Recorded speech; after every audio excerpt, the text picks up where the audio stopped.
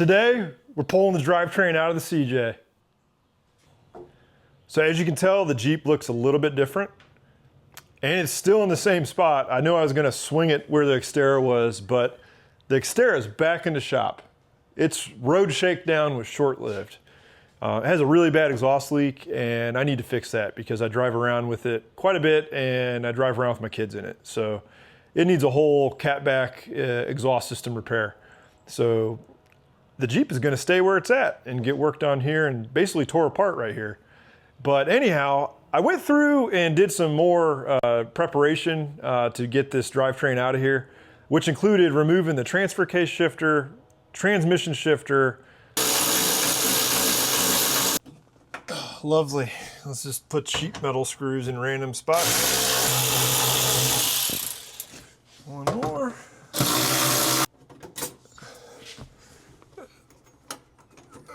Oh, I don't think this is factory. I doubt that's factory, but whatever, we'll keep it. What? It's a red tub, blue dash. Huh. Well, it'll be all one color eventually. All right. Let's just take this off. The Hurst transfer case shifter that does not actually fit on the transfer case. Wrong thread size, but we'll just put it on there and see what happens. Right. What the hell? Oh, it's the door. Thought the Jeep was collapsing on me. That frame was finally giving out. I pulled him right through the tunnel.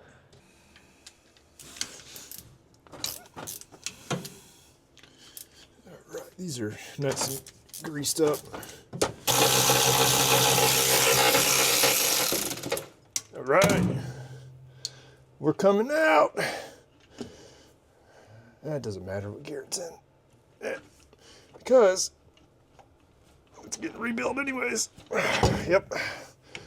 Woo!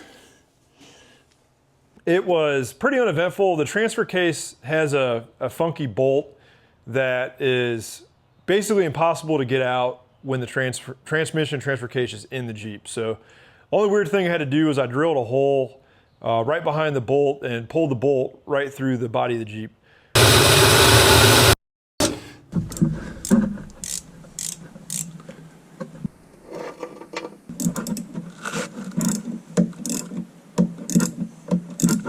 Out you come. Yep. All right. And I'll probably just plug that with a 3D printed high grade flexible plug that'll look like a normal plug you'd have in a tub of a Jeep.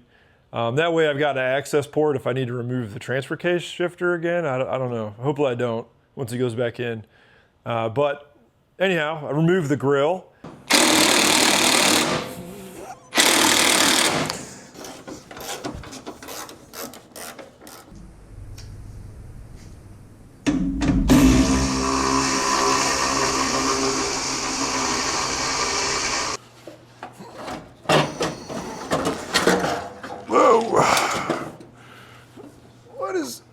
What is that?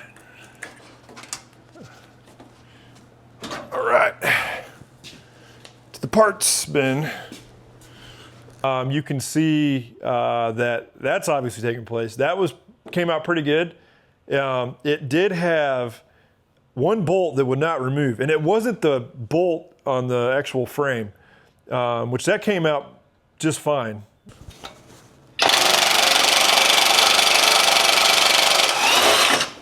A little trail of rust behind where it was, but it came out okay. But I had a bolt, it was one of three, because the grill only had 3 bolts holding it on to the fenders. The factory fixed nuts on the back of the grill had busted loose. And so what happened was basically the last remaining bolt I had removed to get the grill out was spinning free, but it was up at the top. And I had just enough room where I could put a Sawzall right between the gap of the fender and the grill and cut that bolt in half and pull it out just fine.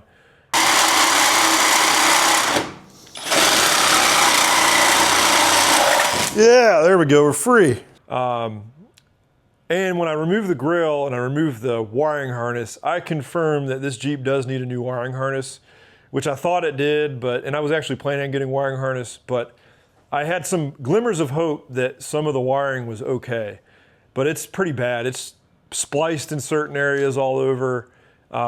It burned up. The back of the main harness looks like it caught on fire and melted at one point in time. Those are crummy, super crummy. And the inside looks like just a bunch of burned up dielectric grease. And so I'll get a replacement harness for this and just make it fresh. And then what else did I do? Oh, I removed the power steering pump, which I'm still really happy that this thing has power steering. And I don't know if it works, but I mean, it looks okay. Wishful thinking, it works. And then, I unbolted the transmission from the transmission cross member / skid plate. And yeah, this thing's ready to come out for the most part. I'm gonna get the hoist set up and I'm gonna get the engine hooked up to some chains, and then I'll start removing the bolts from the engine mounts, motor mounts. And then we're gonna get this thing out of here and figure out what is going on with the clutch. And then I can assess the whole entire drivetrain. And if it's in the shape I think it is, I can move forward with my plan for this Jeep, which I don't wanna spoil it yet because I feel like I'll jinx myself. But a lot of it's riding on the drivetrain being 50% okay. Meaning the motor, I hope, is okay. Because I have a vision for what I wanna do to this Jeep that is somewhere in the middle of a restoration, like a full-blown, correct CJ7 restoration, and a very capable adventure machine that can cover some trails and have a lot of fun with it and work it pretty hard. So lots just riding on the drivetrain. Then once I get a good assessment of that, I'll know where I'm going, and I'll let you guys know what I'm doing. So yeah, let's get the hoist, get this thing hooked up, and get it out of the Jeep. All right.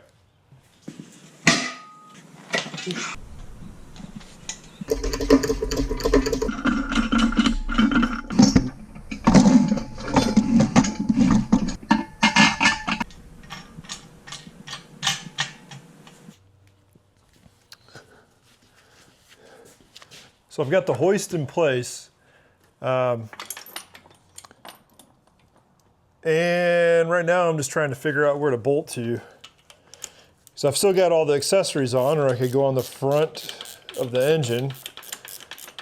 I have the transmission bolted to the engine still, or I could go on the bell housing. But I think I'm gonna go right off what looks to be a head stud. And normally I would say I would not do this. However, I'm gonna rebuild this engine more than likely. So these head studs will be removed and something fresh will go in. Plus, the way these things are designed, these are some big old meaty bolts, fine thread, and they are clamping on top of the cylinder head, not basically gonna stretch the bolt beyond where the bolt is bolted,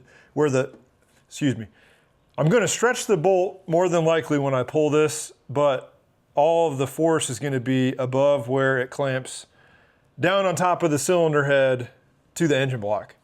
So it's kind of irrelevant either way.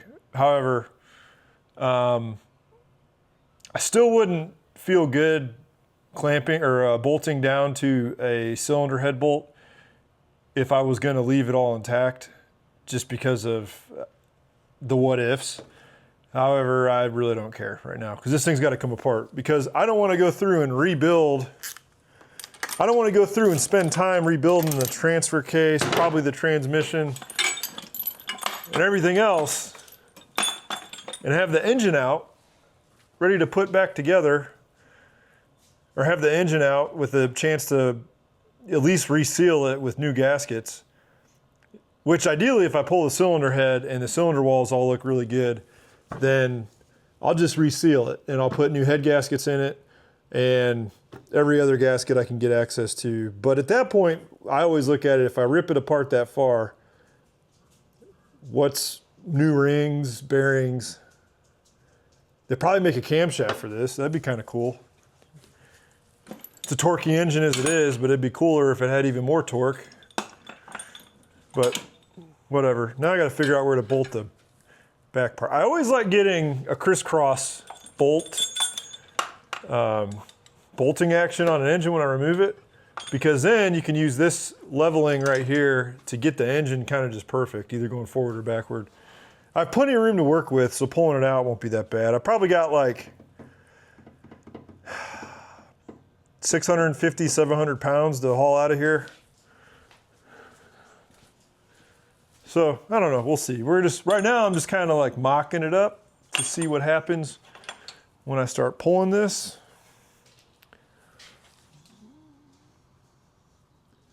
That back part's the tricky part, because I still have the transmission there. And I don't want to go on the outside of it. Usually there's something to hook to on an engine.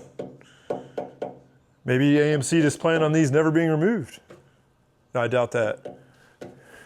So what I'm going to do is I think I'm going to hook the hoist up to the exhaust manifold bolts or the intake manifold bolts, someplace on the side right here.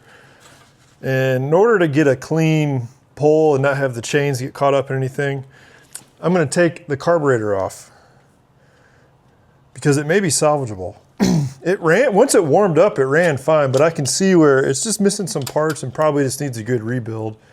So I think I'll keep it in good shape so it's an option to run, because kind of researching the kind of carburetor I want for this. Weber's are pretty cool. Sniper EFI is pretty cool, but the Sniper EFI doesn't really jive with what I kind of have in plan for this. Granted, at least part of this drivetrain's in decent shape, because I do have a really good 350 block that honestly could just be re-ringed with new bearings. That is the backup plan essentially if this thing's junk. But I also see 4.2s or AMC 258s, whatever you want to call them, on Marketplace a lot because people want to put a bigger engine in here. But I actually want to run the 4.2. I love inline six motors and I like really old 4x4s. So I'm going to try to keep this 4.2 if I can. And I've never owned a 4.2, but I've had friends that have, and they're pretty cool. And I had a TJ with the 4-liter, and I really liked that thing. It just had a ton of low-end torque, especially if you're crawling or you're just, in 4 low. That's the one thing with this drivetrain right now is it's got the 3-speed, which doesn't have a very deep first gear. And I'll take about any torque I can get outside of a diesel. A diesel would be cool in this too, but you're also going to increase weight unless you find a small like Mitsubishi or Isuzu diesel. And even then, those are pretty heavy. People don't realize how heavy a diesel engine is. There's a lot of meat to them, usually, at least the good ones. Once I get this carb out, I should be able to go through and hook the hoist up, hopefully. I have never pulled a 4.2 liter engine from a Jeep. I've put a transmission in one, but the Jeep was already lifted and it was with some buddies and we went from underneath with a little transmission jack and got that thing back in there. Plus, these are really cool. If you drop the transmission, which if I knew everything else was in great shape and I wasn't thinking the bolts were all going to break when I start to pull them off, then I probably would have just dropped the transmission, because you can just put the transmission jack, or your jack, if you got some people helping keep the weight distributed even, and just put it right underneath the skid plate and bring the whole thing down, transfer case and all.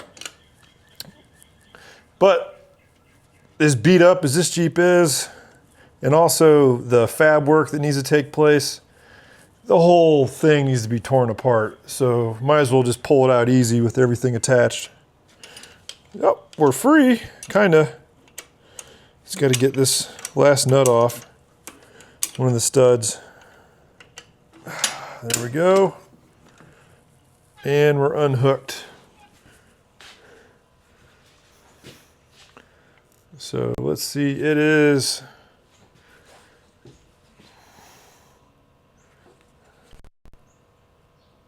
this is a Carter, that's cool. 2731. I don't know. Little 2-barrel.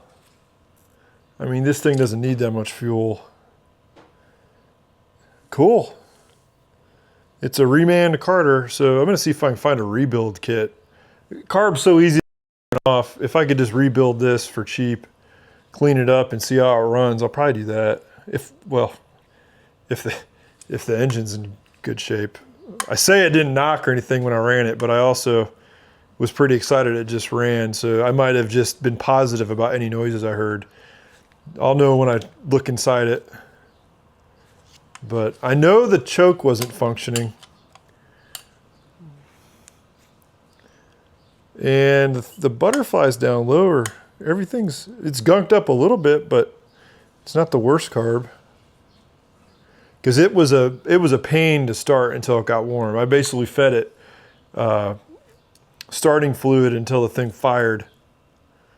And then after that, went through, and once it was warm, it fired right up and ran with no problem, with no engine starting fluid assistance. So cool. Well, I'm gonna put this on the bench.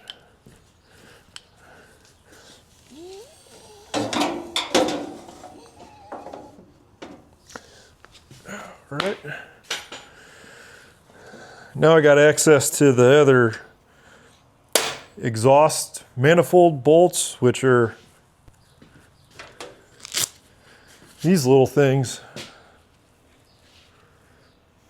You can see that they're hollow because they feed into that little EGR tube.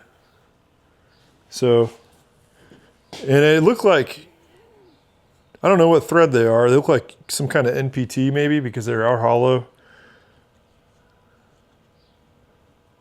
I don't know.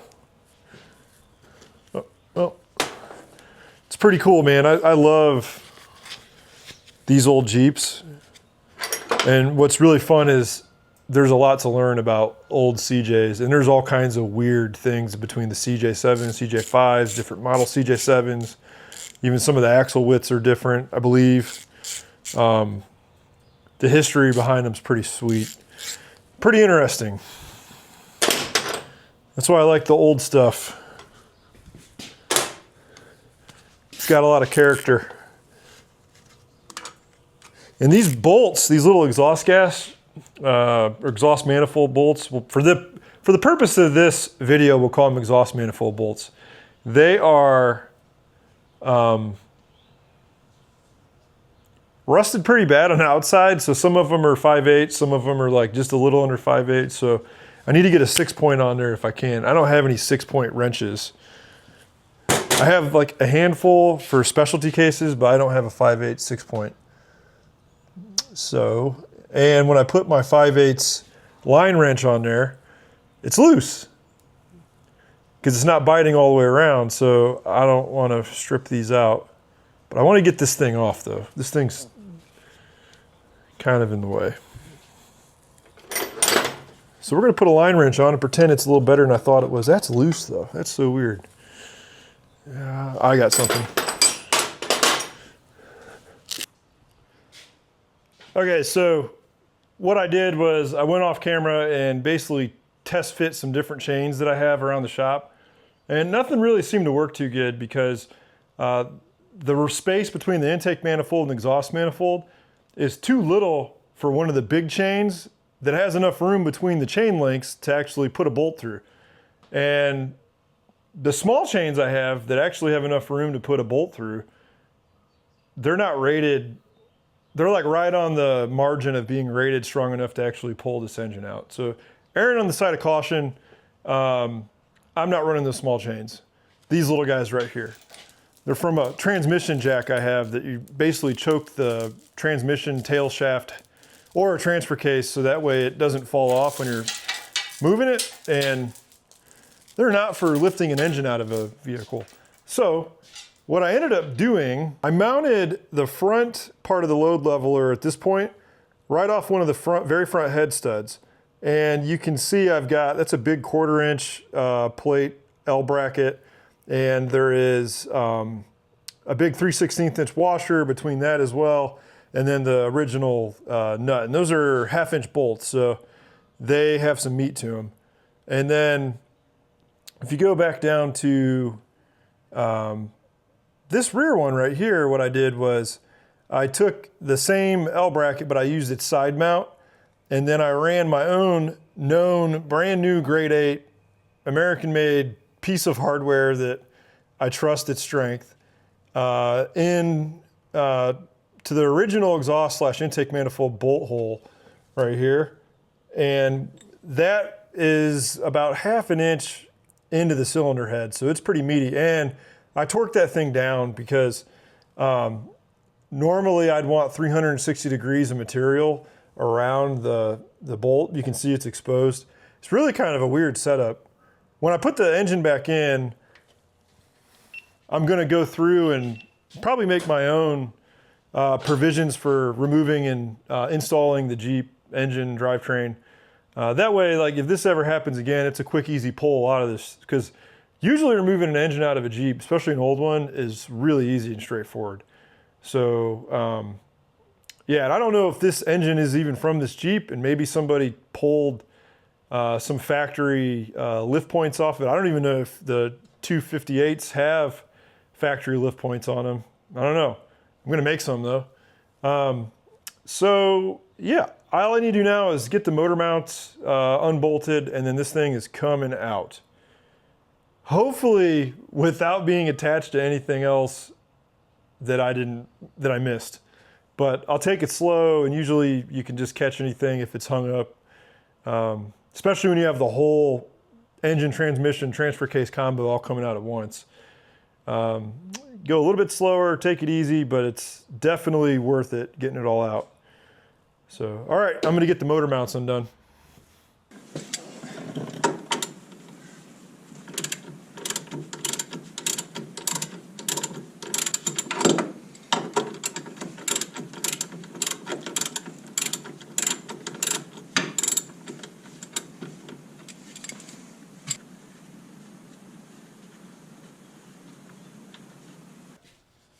Everything is undone. Let's see what happens.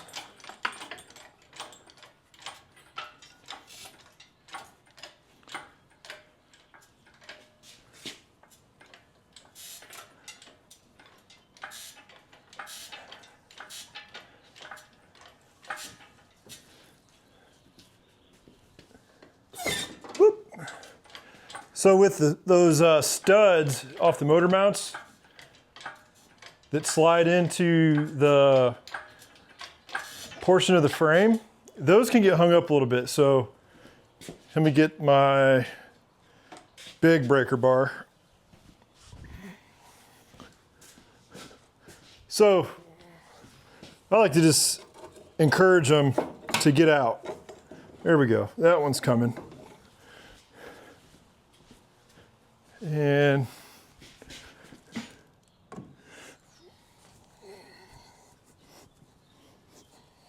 this one is too. Because I'm pulling this from one side, even though it's kind of center mass with the engine, it's still on the right side of the cylinder head. And even though it's an inline 6, I'm still pulling a little bit more on the driver's side. So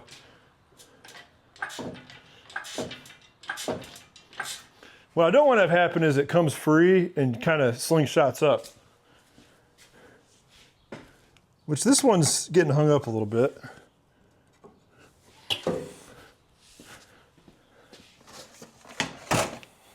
No worries.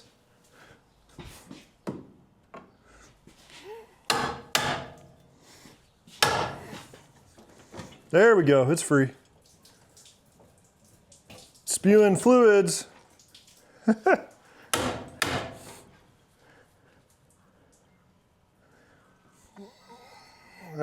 man, here we go.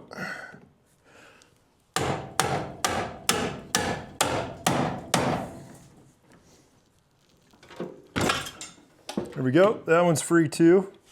This thing needs new motor mounts, so those are all getting replaced. Oh, don't want to bust the welds on the fender.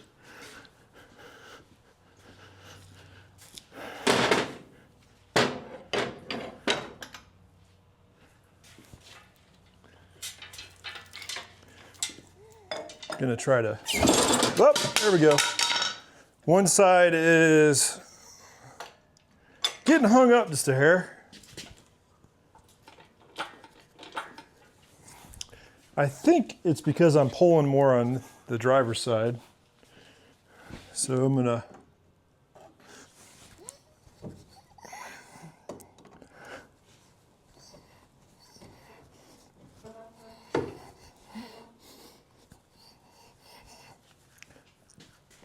get my hammer, keep that kind of wedged.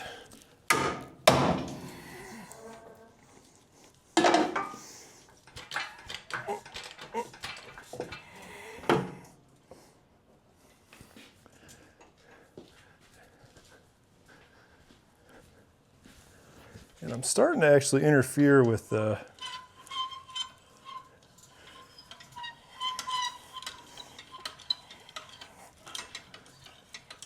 there we go. I want to pull the rear of the engine. There we go. So the rear cylinder, or the very back of the valve cover, doesn't interfere with the firewall. That's the beauty of the load levelers with engine removal. So that one's free pretty good.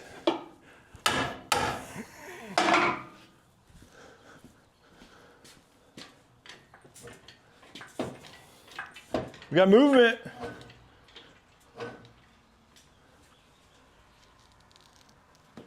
Now I'm kind of going through and just making sure I'm not, you know, pulling something vital that's stuck to the engine still.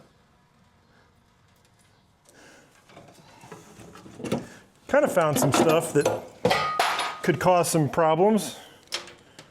Really shoddy electrical wire or power wire. All right, I think we're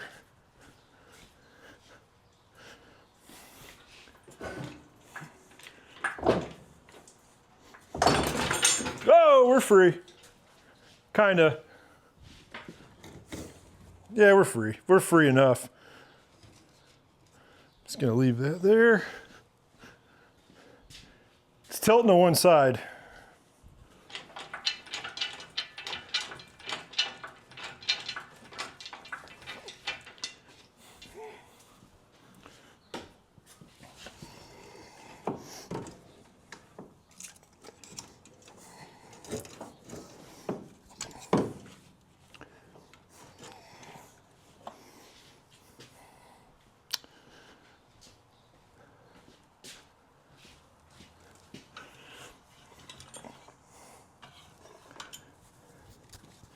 All right, smashing some kind of, I think it's an old crusty fuel line.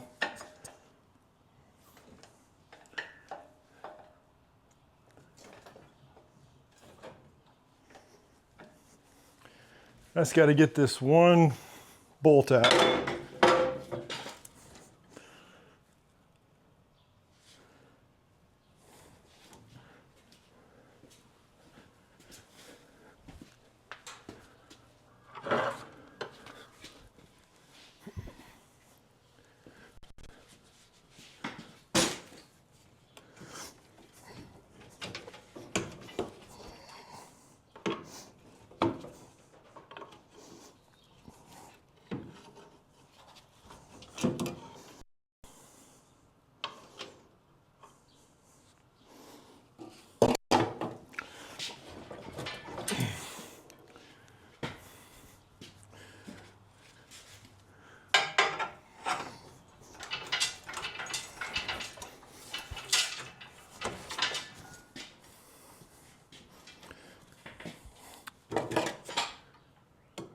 that didn't. Can't get a good angle with the massive breaker bar. Otherwise, this thing will be out.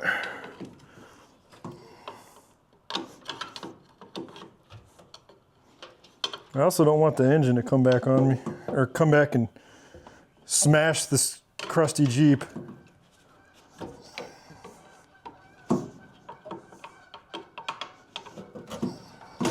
There we go. We're free.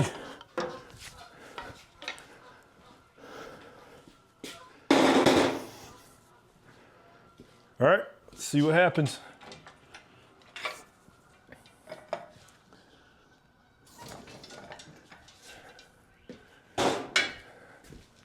Here's the fun part.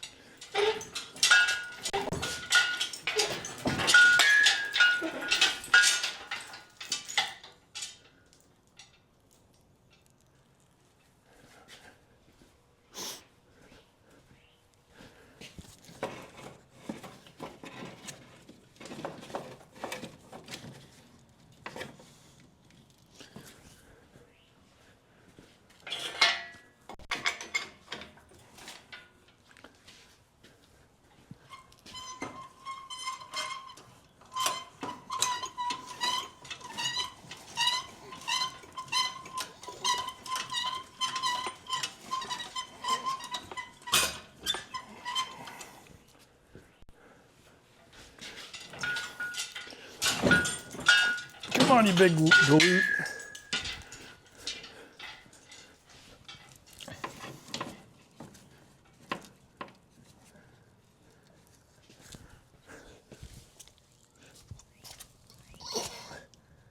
Oh, we're just, no big deal. The transfer case is hitting the front of the skid plate. So,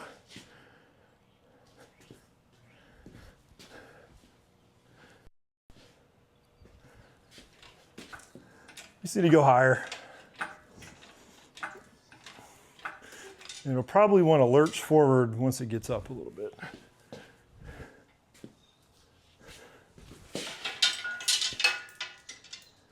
Maybe, maybe not.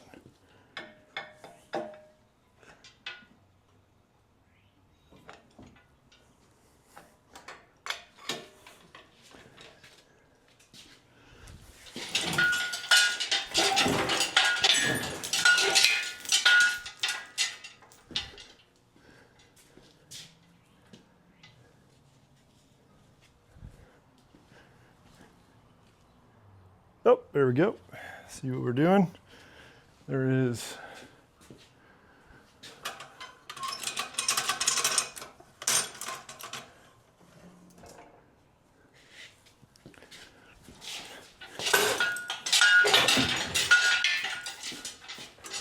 And if you're wondering, like, man, he's kind of forcing it. These are big cast iron. I mean, these are beefy cast iron transmission transfer case. The body's crap. Well, it's a good blank canvas, well, rusty blank canvas. So there's a lot of repairs that have to happen. So once I get this thing out of here, putting it together will be a lot more finessed and smoother because the cross member won't be there anymore because I'll have removed that. And if I can't get it out right, I'll just cut it, grind it, and then I'll make my own cross member / skid plate. And then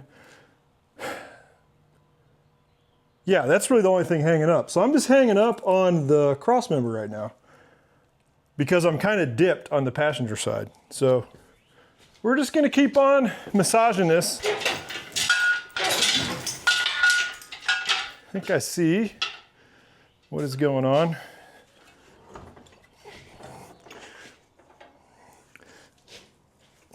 Right? And then I'm gonna dip the back end just a hair with the old load leveler.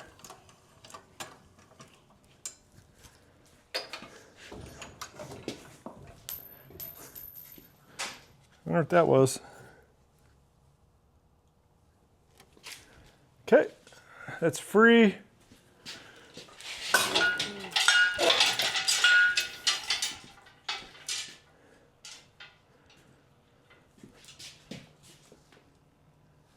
My lift points all look good still.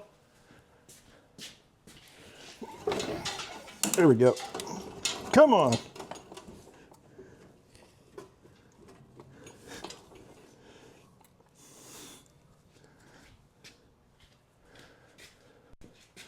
All right, time to let the load leveler do its thing.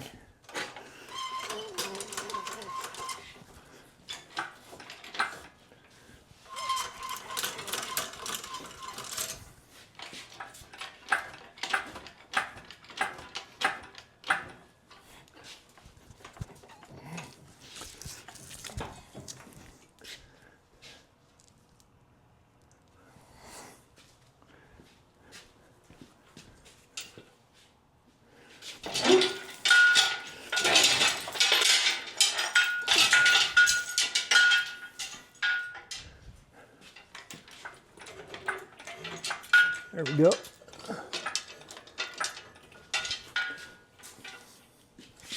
Pretty sure I smashed my starter. Whatever. I think that starter might be, have tried to start this thing a lot the last 3 years, so I'm not too worried about it.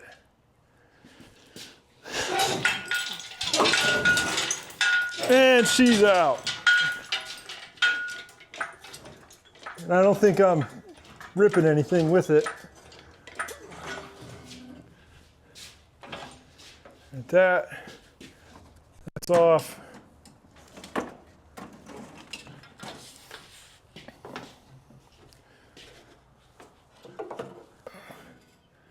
We appear to be free. Now to shoehorn this thing around the shop. Let's get some height.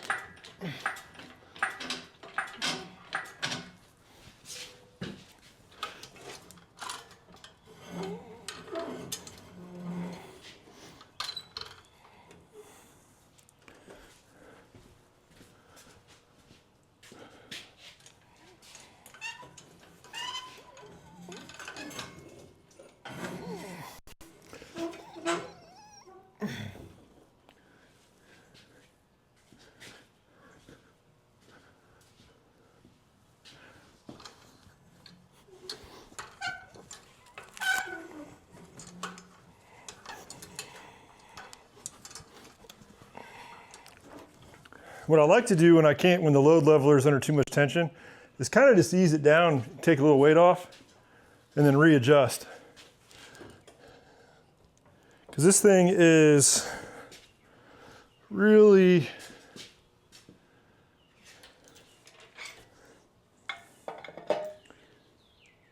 nice and slow. Where'd that go?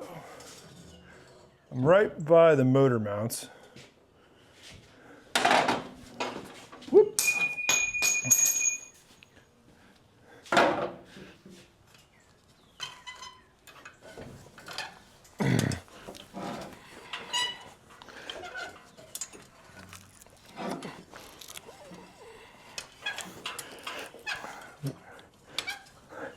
Luckily, it's a pretty short drivetrain because of the transmission.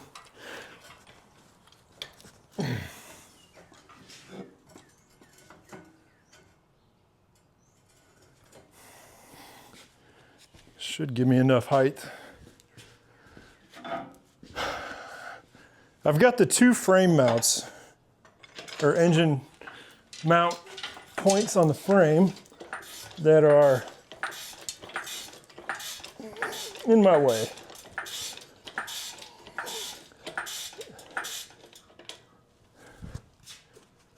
Whoop. Hung up. Now we're free.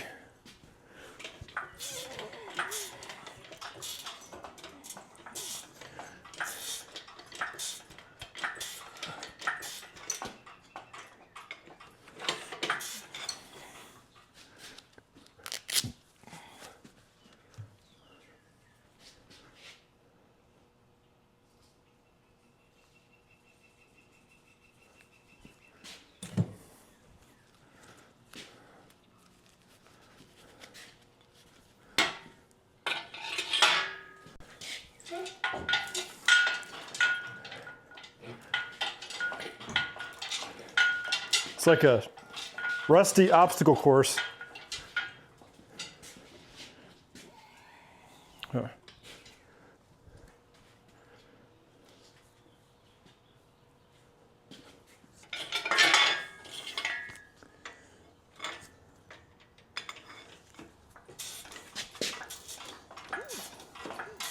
I think I'm about to max height on the ram. It's okay. Whoop. Nope. But we're going to lower down a little bit on that front frame and readjust.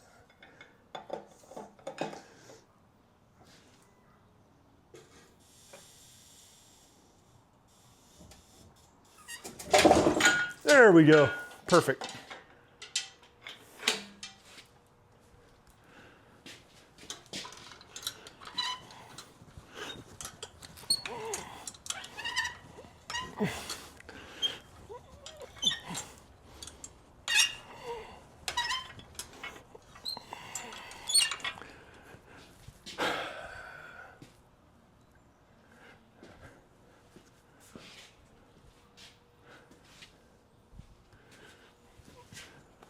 I can actually see my rear bolt bending, which is not good. It's barely bending, but get this thing down.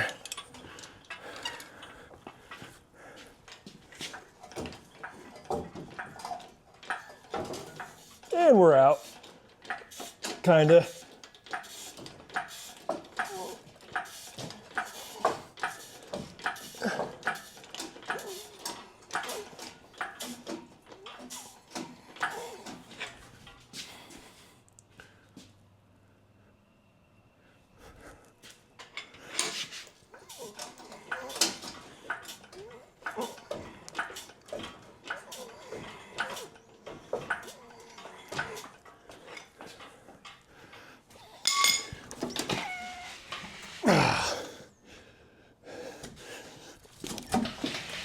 Oh my gosh, this thing's light without the engine.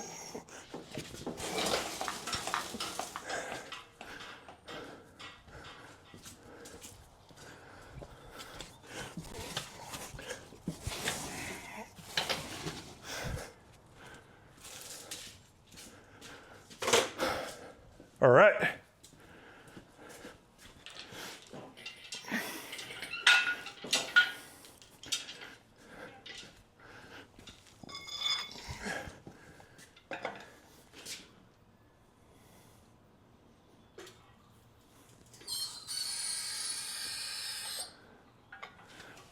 Just gonna lower it a little before I swing it around.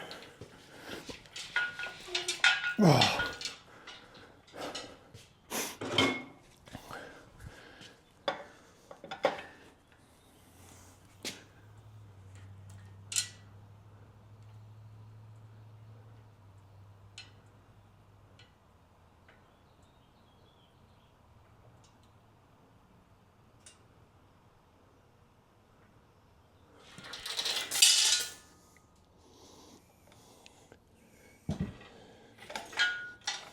Perfect.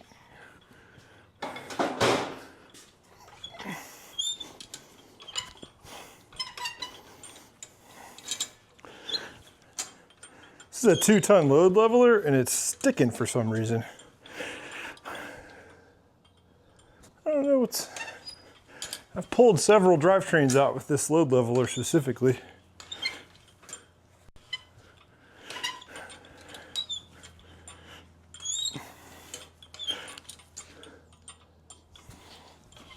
I have all 2-ton capacity engine removal stuff because I had a Cummins with really high miles and I was kind of preparing to tear it down, but it never gave up.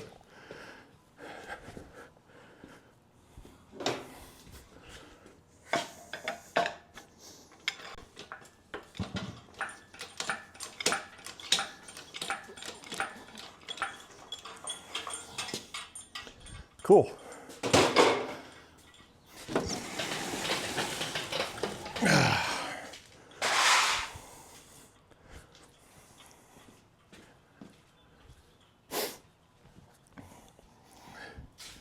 All right, let's get some of the weight off this thing.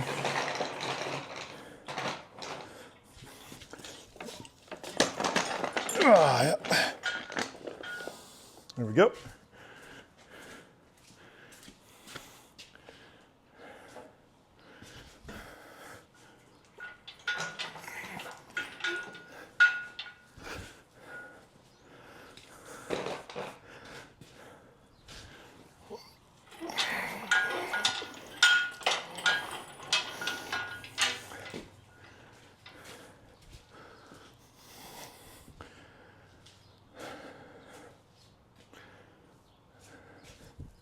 Well, there you have it.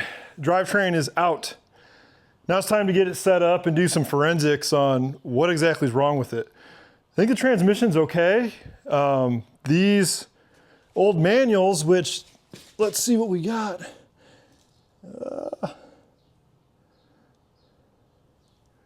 I've got some serial numbers, but I don't see any markings for type. I think it's a Jeep people are going to kill me if I get this wrong, but I think it's a 3-speed T150, I think.